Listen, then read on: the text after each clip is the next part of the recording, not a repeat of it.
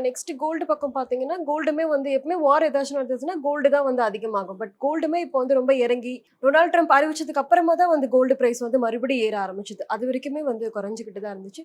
So gold price இன்னும் ஏறதுக்கு வாய்ப்பு இருக்கு. இதே மாதிரி ஃப்ளக்சுவேஷன்ல இருக்கும். பாருங்க என்னன்னா, யூசுவலாக கோல்டுக்கு வந்து ஒரு சேஃப் ஹேவன் அப்படின்னு ஒரு பேர் கொடுப்பாங்க. நிறைய பேர் அந்த சேஃப் ஹேவனை சேஃப்னு நினச்சிப்பாங்க.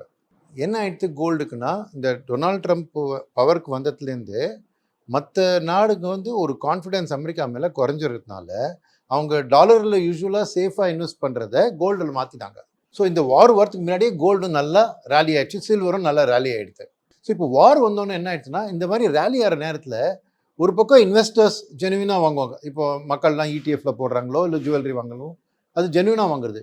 பட் ஸ்பெகுலேட்டர் இப்போ ஸ்டாக் மார்க்கெட்டில் எப்படி எஃப்என்டோ அப்படின்னு சொல்கிறாங்களோ, கோல்டு மார்க்கெட்லேயும் அந்த ஸ்பெகுலேஷன் இருக்குது. ஸோ நிறைய பேர் வந்து மார்க்கெட்டில் பாரோ பண்ணிவிட்டு கோல்டு ஏறும்னு சொல்லிட்டு அதை லெவரேஜ் பண்ணி வாங்குவாங்க. ஸோ கோல்டோட விலை ஏற்றத்துக்கு ஒரு காரணம் ஜெனுவின் டிமாண்டு, இந்த நாடுகள் மக்கள் வாங்குறது. பட் ரெண்டாவது இந்த ஸ்பெகுலேட்டர்ஸ்னாலும் ஏறிது. ஸோ இப்போ இந்த வார் வந்தபோது என்ன ஆச்சுன்னா, எல்லாரும் சேஃபாக நான் பணம் வச்சுக்கணுங்கிறதுக்கு இப்போ கோல்டில் வாலட்டிலிட்டி அதிகமானதுனால நிறைய பேர் வந்து டாலர்லேயே திரும்ப பணம் போட ஆரம்பிச்சிட்டாங்க. டாலர் ரொம்ப ஸ்ட்ராங் ஆயிடுச்சு.